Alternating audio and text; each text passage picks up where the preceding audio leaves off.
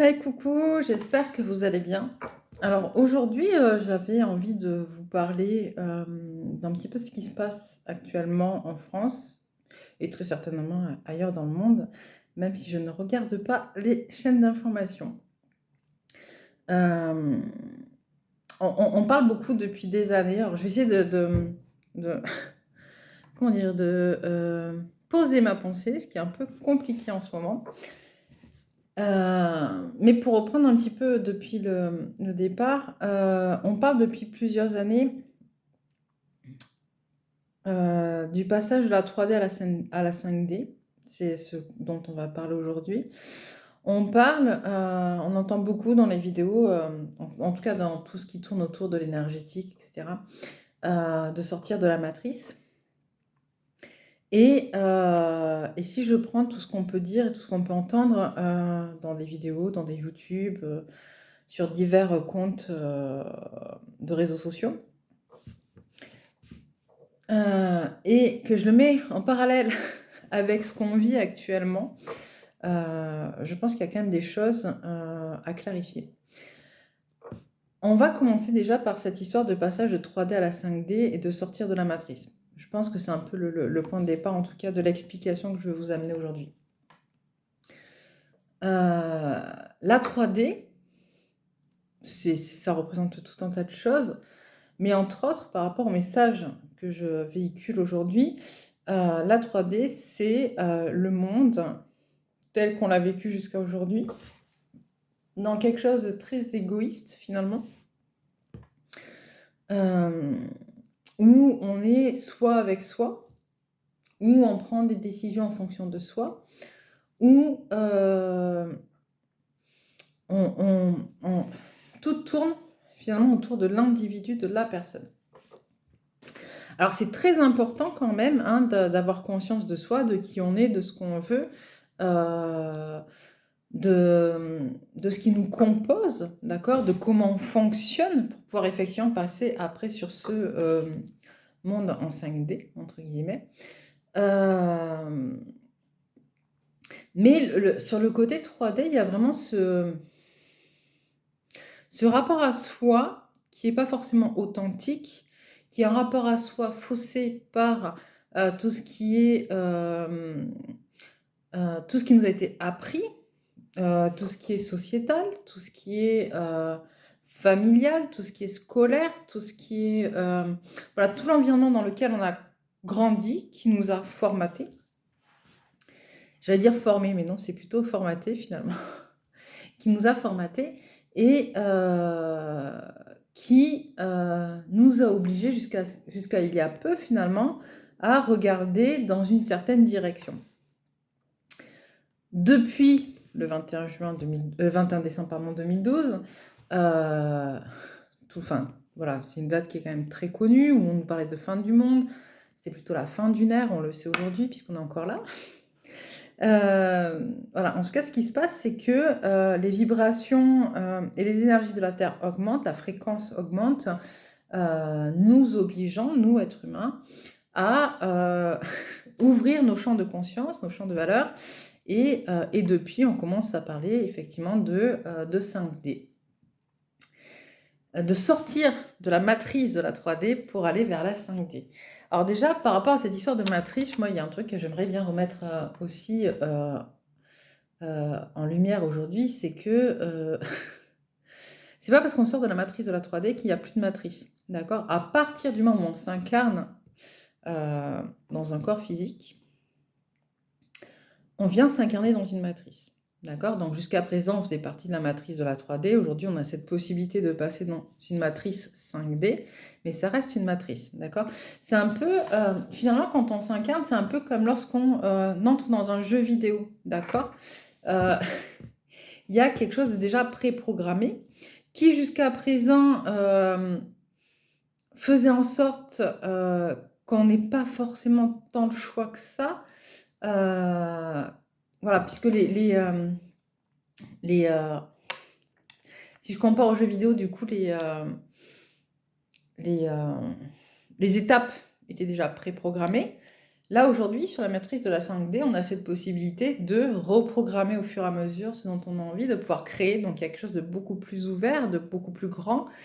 Et surtout, il y a cette possibilité de prendre beaucoup plus le contrôle, finalement, de nos vies. Mais ça reste, encore une fois, une matrice, d'accord? On n'est pas en train de dire on sort de la matrice et c'est le monde parfait, l'univers parfait, le pays des bisounours, etc. Non, ça n'a rien à voir. En fait, on sort d'une matrice pour aller dans une autre, mais ça reste une matrice.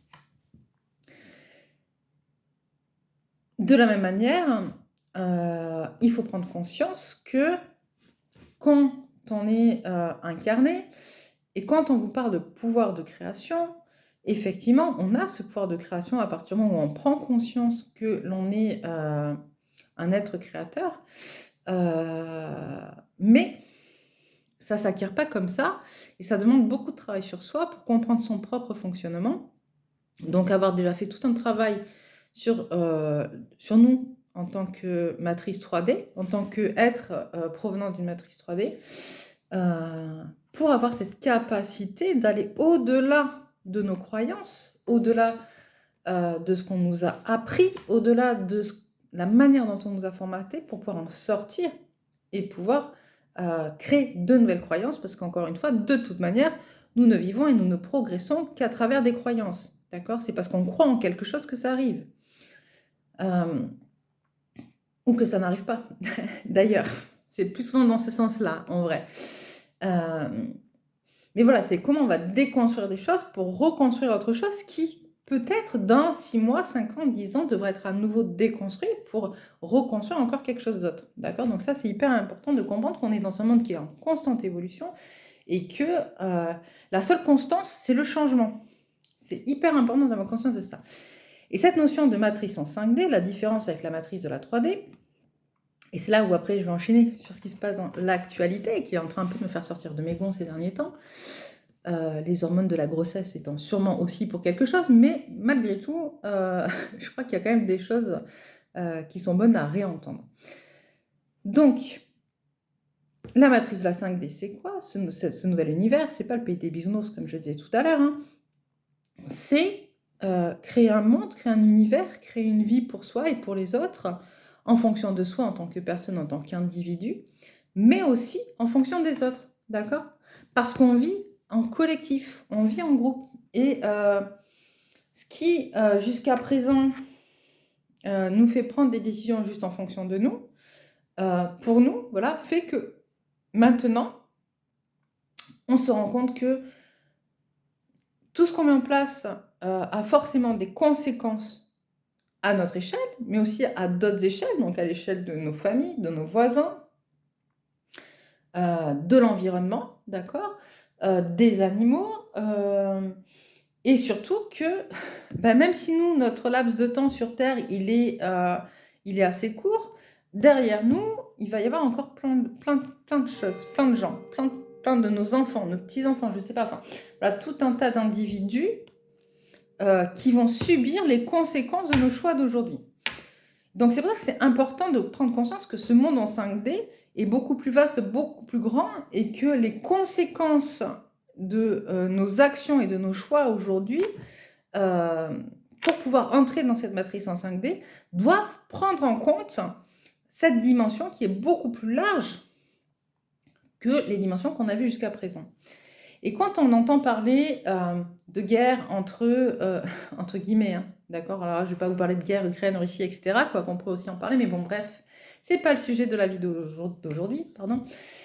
Ce qui est important quand on vous parle, en fait, de guerre entre différents plans énergétiques, différentes sources, différentes personnes, différents cercles. Alors, on entend parler de tout, d'accord? Moi, j'aime pas les cases. J'aime pas... voilà, les étiquettes, pour moi, c'est un peu compliqué.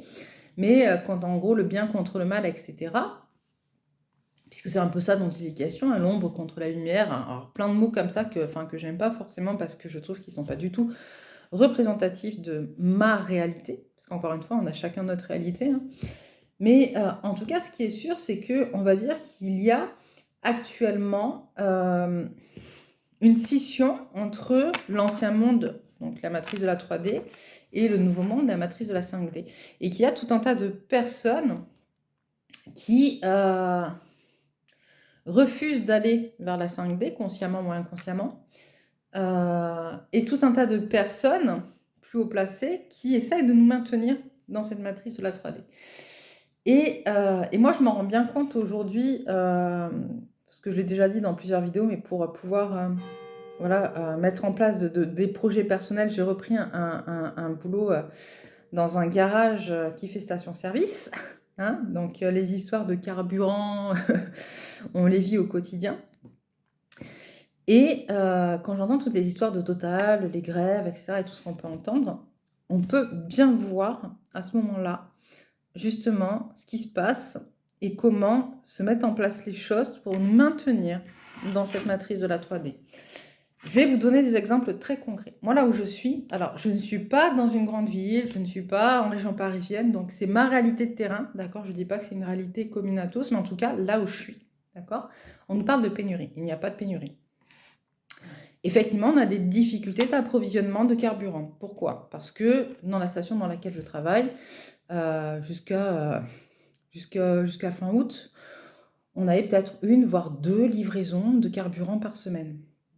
Étant donné les aides de l'État et les aides de Total, on se retrouve avec tout un tas de clients qu'on n'avait pas jusqu'à présent, qui viennent vider nos cuves, et on pourrait être facilement à une livraison par jour. Sauf que les personnes qui nous fournissent, nos fournisseurs, n'ont ni les moyens humains, ni les moyens techniques de nous fournir tous les jours. Donc forcément, à un moment donné, hop, on se retrouve sans carburant. Deuxième chose, parce que les médias font peur par rapport à cette pénurie, on a tout un tas de clients qui viennent pour remplir leur réservoir constamment, qui mettent 5 €, 10 €, 15 €, d'accord? Parce qu'ils ont peur de la pénurie, donc dès que hop, ça baisse un petit peu, hop, on y retourne et on re-remplit. Donc forcément, c'est du débit qu'il n'y a pas normalement, et qui fait que à un moment donné, il y en a plus dans les cuves. Troisième chose que je peux remarquer, c'est que on l'a déjà évoqué depuis le Covid, mais plus ça va, pire c'est. Les gens sont de plus en plus agressifs, de plus en plus individuels, égoïstes. Je peux voir des clients, on se fait agresser toute la journée, hein, que ce soit par téléphone ou en vrai, on se fait mal parler parce qu'il n'y a pas de carburant ou parce que ils sont pressés, enfin, il n'y a plus de politesse. Alors, je fais de gros amalgames, heureusement on a des clients aussi qui sont super adorables, et merci à eux, mais on a quand même tout un tas de clients, on a de plus en plus de clients qui, sous divers prétextes, d'accord? Parce qu'ils sont pressés, parce que eux, ils ont besoin de carburant parce que, tu comprends, ils doivent aller travailler, ou il y a toujours une raison. On a tous besoin de carburant, d'accord? Mais à un moment donné, ça ne remplira pas les cuves que de venir gueuler sur les personnes qui sont à l'accueil ou qui travaillent dans les stations-service, hein, ça ira pas plus loin. Ça ne sert à rien non plus de gueuler contre les grévistes.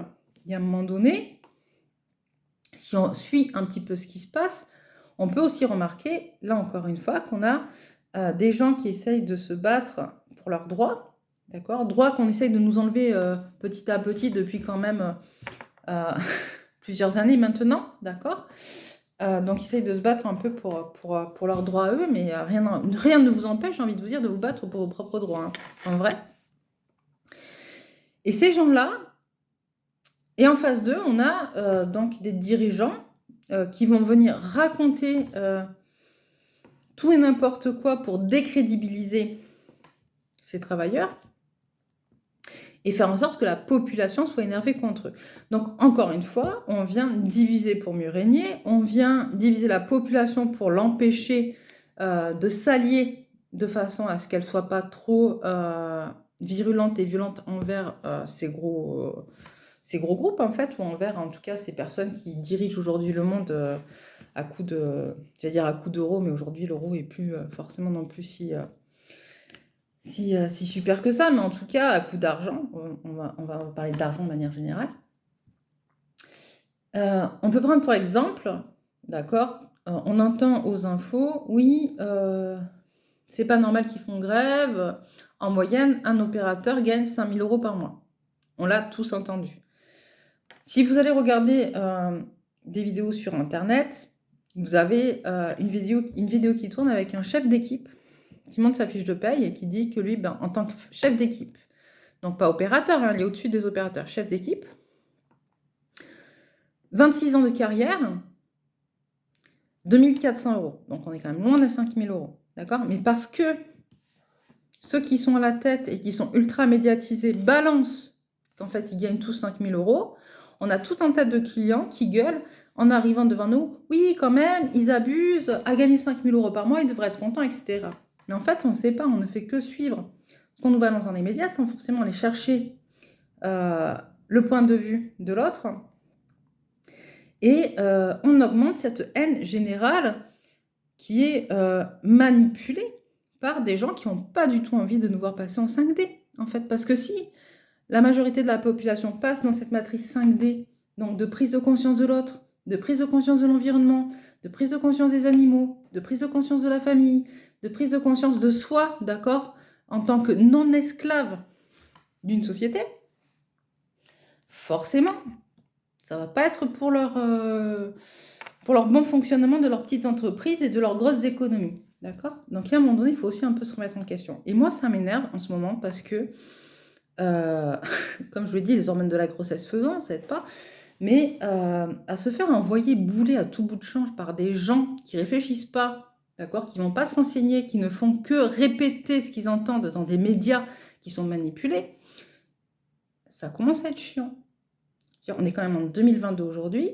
Apprenez un petit peu à réfléchir par vous-même. Apprenez un petit peu à aller chercher à droite à gauche des informations. Je dis pas que je détiens la vérité. Je dis juste qu'à un moment donné, on va regarder à droite à gauche ce qui se passe. On va se renseigner, d'accord? C'est pas TF1 a dit ça, c'est cool. France 2 a dit ça, il a raison. Non, c'est qu'est-ce que disent aussi les intéressés sur le terrain. Et sur le terrain, c'est loin d'être ce qui se passe ou ce qu'il est dit dans les médias. Voilà, donc à un moment donné, voilà, j'avais aussi un peu envie de vous balancer ça parce que le but de ma chaîne ou le but de mes réseaux sociaux, enfin de ce que je vous amène, c'est aussi pour vous pousser un petit peu plus loin dans votre réflexion et aussi vous permettre, alors, je suis désolée, je suis un peu essoufflée, mais ça c'est la grossesse aussi, mais voilà, c'est aussi de vous permettre, donc pour en venir à la phrase, justement d'ouvrir votre champ de conscience et d'être de plus en plus libre, d'accord, dans ce monde et de pouvoir être créateur de vos propres vies. Donc, voilà, je crois que j'ai un peu tout dit ce que j'avais envie de vous dire aujourd'hui. Je ne sais pas s'il y aura d'autres vidéos de ce type parce que j'ai pas envie de m'avancer sur mes capacités à transmettre pendant ma grossesse. Mais voilà, aujourd'hui, j'avais vraiment besoin de vous faire passer ce message-là. Il sera entendu par qui voudra l'entendre. En tout cas, j'espère que ça vous permettra, pour ceux qui le verront, d'accepter de regarder peut-être un peu plus loin. Voilà. Écoutez, je vous embrasse tous et je vous dis à très vite.